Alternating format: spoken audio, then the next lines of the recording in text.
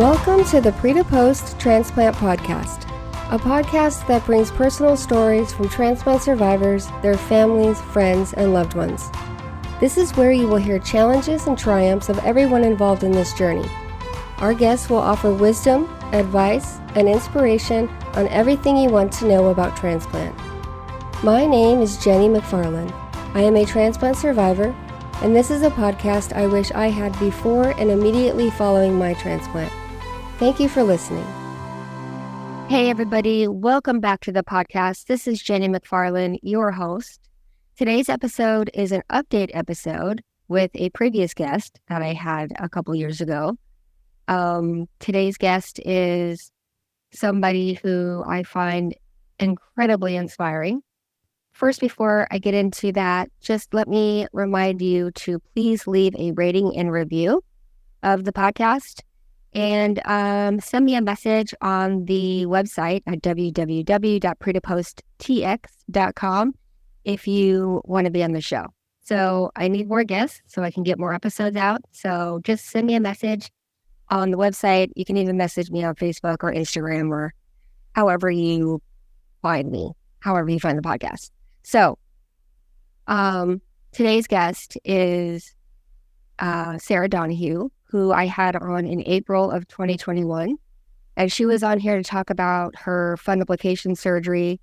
And if you didn't hear her previous episode first, make sure you go back and listen to that. So whenever we're talking about this, you kind of understand what we're talking about and what she's been through.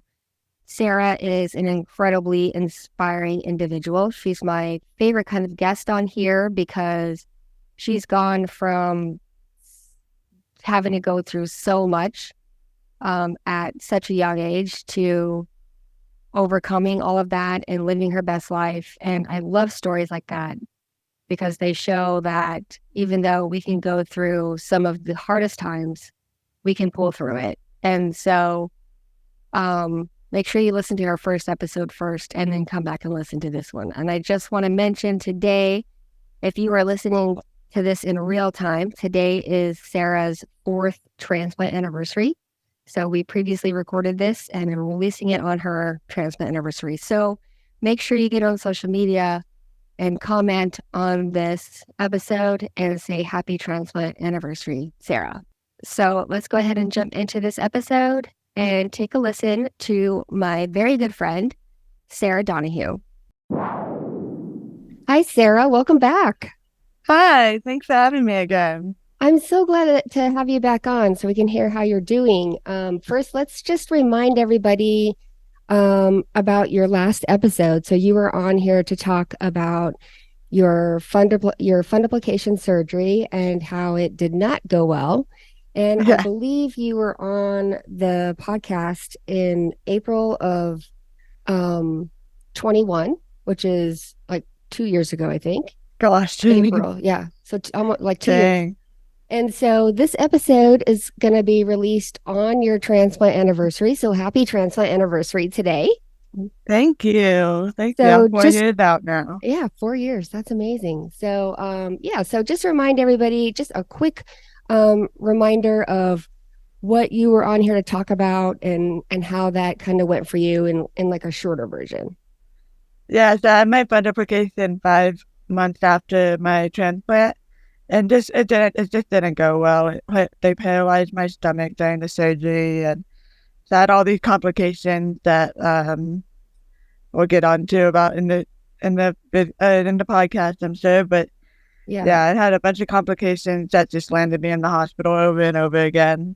So yeah, I remember when you were explaining everything about it, and I was just like, wow, because you had this incredible lung transplant. That was, your lungs were doing great, and then they wanted to do this fundoplication surgery, and that just kind of messed everything up, and you had like a whole new set of problems that you had to deal with, and you were only 17 at the time. So I mean, it was crazy. Like, I just felt like so bad that you had to go through all of this other stuff when you finally, were over your lung stuff. Like, I couldn't know.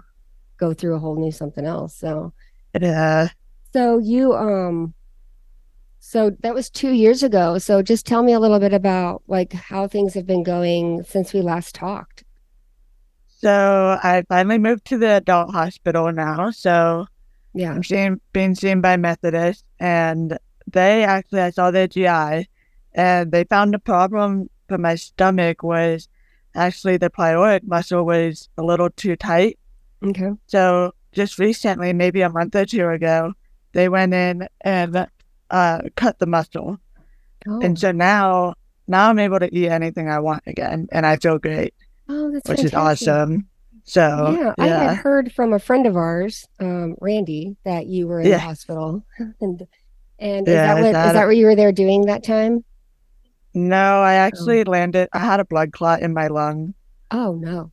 Oh. and I was in for that. Oh So yeah, we'll definitely yeah, talk about that. So, okay, so now you can finally eat whatever you want because on your last episode you were talking about how you had all these dietary restrictions that you had to follow and that you had such a hard time yes, eating, right? And yeah, you had a feeding yeah, tube, didn't you? Or yeah. something? I actually ended up with two feeding tubes by the end of it, and I have them both taken out now. That's So fantastic. that's awesome. No more feeding tubes and no Yeah. more pick lines or anything, which is awesome. That's great to hear. I am so happy Uh, to hear about that. So, like, as far as that whole problem that you had with your stomach, like, is all that gone now, or are you still having something, but it's just not as bad? it's pretty much gone now. I say I have. The only thing, like I have a little bit of anxiety with trying new foods now and Yeah. with everything that happened, but like everything I've tried has been great so far. I haven't found anything that I couldn't eat. Yeah. So That's amazing. yeah, I'm so happy for you. I am so it, happy for you.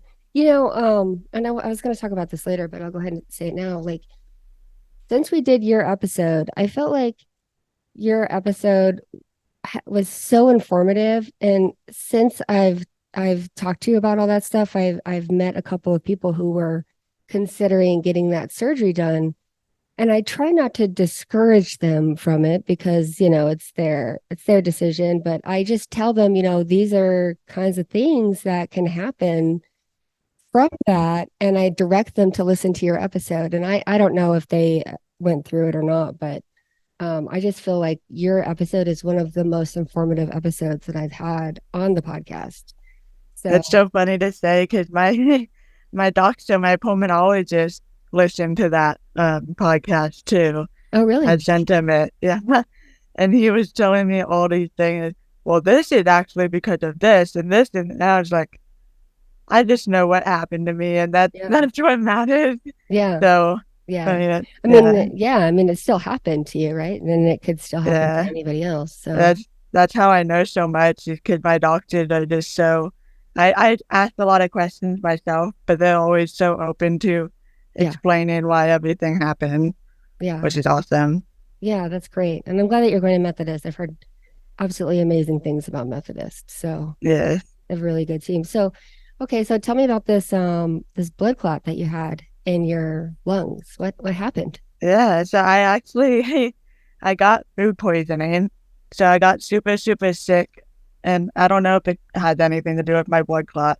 I got really sick for a few days and couldn't take my transplant meds too well. I did, but it's hurting so bad. So I went back in the hospital because I thought my Botox was wearing off. And as I was going into the ER, I couldn't breathe. And it's just so, like, that day was so hard to breathe. Yeah. And I told my parents that, and they kind of thought it was anxiety, but told the doctors that too. So they rushed me into a CT scan and found a blood clot in my lungs. Wow. So it's just out of luck that I was going to the hospital for a completely different problem. Yeah. Um, and then they started me on heparin through the IV, but that blew my vein. So I had a bruise. My arm was covered in a big ginormous bruise, like Oh, it was all black. Um, and so I had a bruise for a while, and my arm was swollen. So they stopped the heparin and started me on a pill, but they had to stop the heparin for like a day or two. So I was in the hospital a lot longer for than I should have been for that blood clot. But Yeah. yeah, But did everything work out okay? Like everything's back to normal? yeah, yeah. I'm still on blood thinners, Yeah. and I think I feel fine now. So I feel like I can breathe and everything. So it's good. Did that change your PFTs at all? I think it went down a little bit, but I wasn't also the greatest at doing my PFTs every day Oh, okay. then either. So Right. Yeah, I don't I know. don't do them every day anymore either. Actually, I don't. Unless I'm not feeling well, I'll check them, but I only get them done when I go to the clinic, for the doctor's appointment. And so Yeah, mine have always been stable, so I haven't really been too worried, but yeah. I don't. It's so confusing for me because my best PFTs that I've ever had, I was in rejection at the time. So I Oh, was really? You were in, yeah, I didn't even know that you had gone, you weren't in chronic just acute. rejection, just acute. Oh, okay. No, it Yeah. was acute. Yeah, Yeah, it I've was at been, my 1 year mark. yeah, I was in that in my 3 months. So yeah, I've been there. Yeah, Yeah. Okay. So there's a question I have to ask you, and I've been wondering this for like a year now. Um, in your podcast in the at last episode, you had talked about that you wanted to go to, I think it was France to see this doctor, but you couldn't go until you were 18. And I think you went, right? Because I saw some Facebook stuff that you were there. Did you go see that doctor? it wasn't a doctor. So I'm Catholic, and there's a saint that Oh, I had all this like oh yeah, yeah, I remember so that. so the story is like they have healing water over there, and Right. it's healed some people that were like miracle kind of documents. So we did go over there. It's beautiful. I loved it, but I don't know if that had anything to contribute to what how I'm feeling now. But it's Yeah. definitely a fun trip. It was a great Yeah. trip. And then I think I remember I saw you. Were you in a wheelchair then? Or am I thinking I of something? was, yeah, Okay. yeah. So at that point, this is another update I had was my pericardium around my heart was thickened, and that basically like it constricts your heart so it can't beat as well. Uh-huh. And so I had to have like immediate heart surgery Oh, to wow. have the pericardium taken off, the wall of my heart taken off. That at that time that we were in France and Lloyd's, um, I was dealing with that kind of those symptoms Hmm. and couldn't. I I would have gotten pulmonary hypertension again if I hadn't had the surgery. Okay. So I was kind of feeling like going downhill a little bit. Yeah. But yeah, so that's why I was in a wheelchair for most of the trip. Okay. And so how did it turn out with your surgery? I'm assuming good since you look Yeah, fantastic. So yeah, no, it went great. I had so my transplant doctor, a surgeon that did my transplant, he did my open heart surgery too. Um, and it's funny because everything in recovery is so similar to transplant for the heart surgery. oh Like really? you get the chest tube, yeah, you have the chest tubes again. I woke up with a breathing tube in, all those things that just brought flashback to Yeah. when I had my transplant.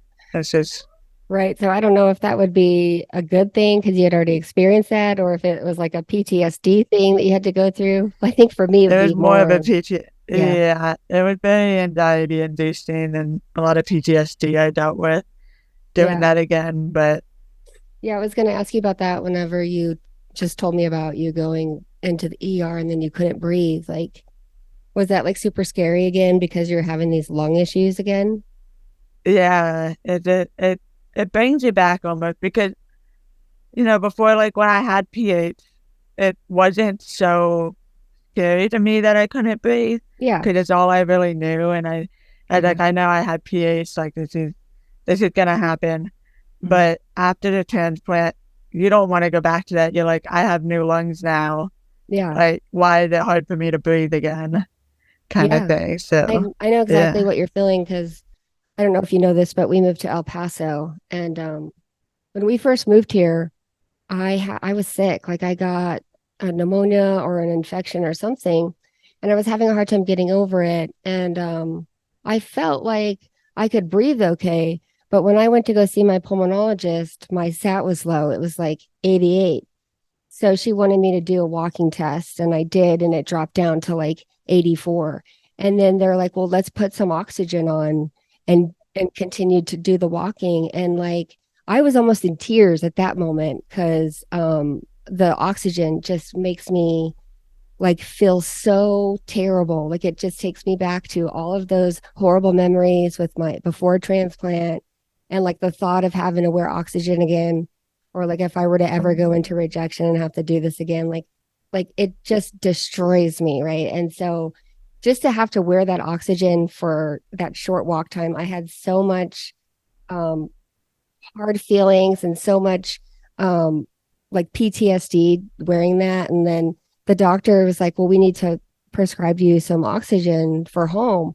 And I totally lied to her. And I said, I have an oxygen concentrator at home because I knew that there's no way in hell I was going to wear oxygen again when I felt like I could still breathe. And I probably should have wore the oxygen because that's what you're supposed to do, but I just couldn't. Like I just couldn't emotionally wear the oxygen. No, I get that. Yeah, I totally get that. Because I had to weigh oxygen again when I had my blood clot. Yeah. Like, I got wiped out so fast and everything. It's not fun. And it's just hard to put it on again. Like it's like you've been through so much already and you're Yeah. doing so well, and then all of a sudden you have to wear oxygen again. It's just hard emotionally to handle that. Yeah, yeah, it is. And oxygen was a comforting thing for me when I had PH. Yeah. It was hard for me to get off of it almost because I couldn't sleep without it. Yeah. It had been a long time since I slept without oxygen Mhm. before my transplant. So Yeah. yeah, so weighing it again, it was weird because it was almost like comforting again, but also like I don't need this and I shouldn't be on oxygen Yeah. after transplant. It's like, yeah, Yeah. I totally get what you're saying. Yeah. Yeah. So, okay, so I want to talk about you going off to school because when we talked, you were still in high school. And so since then, I've been following you on Facebook, and I just love watching you like grow and do all these great accomplishments. And so I know you graduated and now you've gone off to college. Are you still I doing? had, Yeah, yeah, yeah, Don't Lamar University, that's amazing. over in Beaumont. Yeah. That's fantastic. What are you studying? I want to be a child life specialist hopefully at Texas Children's again. So, Okay. I'm majoring in human development and then I'm getting a minor in American Sign Language too. Okay. So it'll be cool. My roommate's gonna be deaf. Not gonna be. She is deaf, and she's gonna be my roommate next year. Is what I have to say. That's But awesome. yeah. So I'm excited for that, and she's one of my good friends. So I'm just excited to live with her. That's fantastic. Were you a little bit nervous to go off to college since, you've had all these complications since your transplant? Yeah, it was hard for me at first because I just I mean even the little things like refilling your pill box and making sure you take your meds every day, like all those. Like I always had my family there, and my mom would used to refill my pill box. I do it myself now, but all those little things you just don't think about, and you have to deal with all yourself when you get often off on your own. And so I'm like, yeah, it's just, Well, yeah. yeah, I think that, going off to college is scary alone. So without any health issues. And so yeah, doing it, whenever you've been through what you have, is probably a little bit more difficult. But I'm so happy to see you do that. I'm glad that you decided to keep going. And I that's just want to it. say that you are my ideal guest, right? You are the kind of person that I like to have on here because you can come on here on your first episode. You came on here and you talked about your transplant and how great that went, and then this horrible thing with the fundoplication that you had to deal with, and then now you're back on here. Well, before you're dealing with it and you're still thriving and you're still going, and then now 2 years later you're back and you're talking about how you've overcome all of these great things. You know, you had your transplant, your fundoplications under control. You've had your blood clot in your lung, and then with the heart lining surgery, and like you're doing amazing, and you're just the kind of guest that shows people like you can go through all of these hard things and still have like a great life. Like you're still living your life. You're still out there doing your best. And I just love that you are the kind of guest like that, because that's the kind of stories that people wanted to hear, even though you have these hard things that you have to overcome. Like it seems like you don't regret any of it, and that you're still, you know, you're still loving life and you're still thriving. So I just love that. Yeah, yeah, and Yeah. going through all this, it's really, it's the small things. It's the small things that you have to appreciate. Yes. Even just eating one piece of food and not getting sick. Like I enjoy that because it's something that I once didn't get to do. Right. And I had 3 goals after transplant that I wanted to accomplish, to bucket list goals, I guess. And one was going to a water park, one was running a 5K, and then the other one was going to like higher altitudes and stuff that I couldn't do before. Yeah. And we are actually, while I'm up here in Chicago, we're gonna go to a water park and cross off one of those goals. So I'm super excited for that. That's awesome. It just those small things really do matter. Yeah. I think one of my bucket list things was to go up into the mountains in Colorado in the snow and make a snow angel. And I did do that a few years ago, finally. And it's like those small things that are like, so like people just don't realize like what those things are whenever you can't breathe, you know? And so Yeah, that was one of my bucket list things. So I'm happy that you get to do your bucket list things. And I think that's fantastic. yeah. I'm also crossing off my donor's bucket list too, as I do my own. I'm doing, so he wanted to go skydiving, and my donor passed away at 17, so he was never old enough to go skydiving, and so I do know his family and everything now, and that's our plan. Is as soon as my donor's sister is old enough, which is like another year from now, I'm gonna go skydiving with their family, and I think that's gonna be so fun. That and is so cool. Awesome. I went skydiving a couple of years ago for my husband because that's what he wanted to do, and I'm glad I went. I will never go again. It's terrifying, but you know, my husband loved it. So, but I think feel that's like awesome. Yeah, that's how I'm gonna feel probably. Yeah. Okay, I did it once, never again. That's awesome that you're doing that. And that probably means a lot to his family that you're doing that for him. Yeah. Yeah. That was, I knew before my transplant, if I ever met my donor's family, I wanted to cross off his bucket list. So that's really cool. Yeah. That's awesome. Well, I thank you so much for coming on and sharing your update with us and inspiring even more people. So I think that you are amazing, and I'm so happy with the way things are going for you, and I'm rooting for you, and I'm following you on Facebook, and I'm glad to call you my friend.